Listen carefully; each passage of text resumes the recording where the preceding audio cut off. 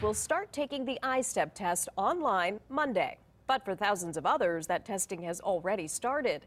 The testing window opened today for those using paper and pencil. The second half of the test will happen in late April and early May.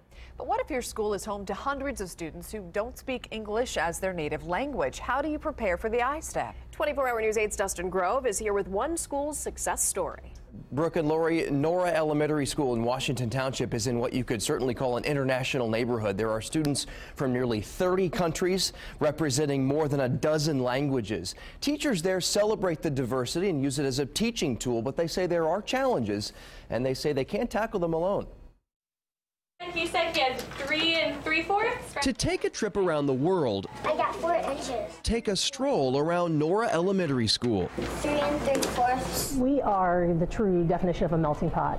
What number is that? Of the 700 students here, more than half are originally from somewhere else. 30, 40, 50. We have over 28 countries represented. We have 17 languages spoken. A great way, they say, for students to learn firsthand about diversity in the world around them.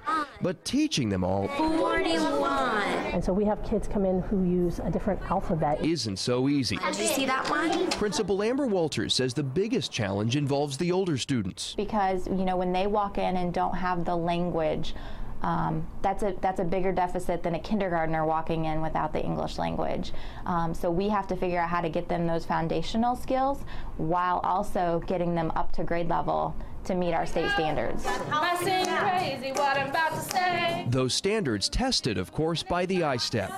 I said here, it's only 4 days. Today, teachers were getting ready for a pep rally to motivate students. How many are at the top? But the real preparation has been here in the classroom all year. So 4 plus 4 is how many?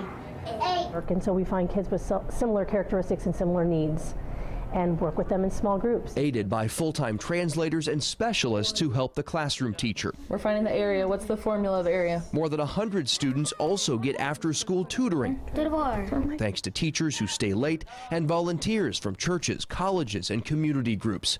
Walters says success comes in steps. I know that I have some newcomer E&L students in this building right now that are going to sit in front of an I-STEP test next week, and they're not going to pass it. But the following year, my goal is to help them see growth. So we're going to go over that daily math. And they've seen that growth the last several years. When it comes to school accountability grades from the state, Nora Elementary has gone from an F in 2012 to a D in 2013, and last fall they improved to a C. So they're very proud of their accomplishments and their improvements, Brooke and Lori. They say they'd like, though, to see a more equitable testing system than what's used now. They think the state needs to give students more time before they're tested like everybody else. What's interesting, you know, I went through Washington Township myself. It was always pretty diverse, but why such an international presence at Nora? They just say it's the neighborhood. Over the last decade or so, Nora has become a landing place for the international community. The largest groups are the Burmese and Spanish. Wow, really interesting. Yeah. All right, Dustin, thanks.